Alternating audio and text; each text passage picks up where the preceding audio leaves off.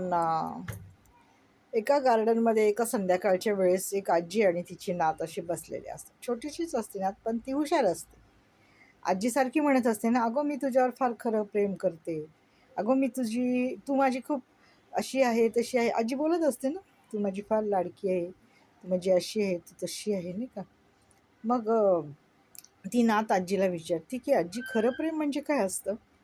तर आजी म्हणते, "अगं खरं प्रेम म्हणजे हे असतं की ज्यावेळेस आपल्या जवळची माणसं आपल्या जवळ असतात ना, आणि ती आपल्याला रागवतात, बोलतात, भांडतात, आणि ते आपलं खरं प्रेम असतं.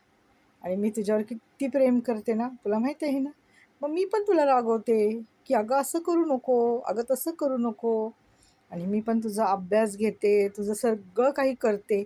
मग ह्यालाच म्हणतात खरं प्रेम. तू आजारी असली की तू आजीची मांडी सोडत नाही. तुला आजीची मांडीच आवडते. तू काय म्हणती, आजी उठून कुठं जाऊ नको, इथंच बस आजी, हो की नाही. आणि गाणं म्हण. हं? गाणं कुठलं?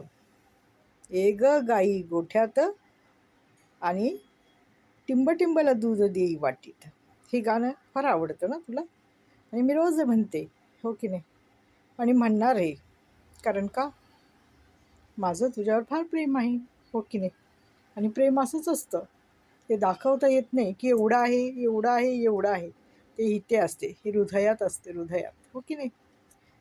तर हे खरं प्रेम असतं.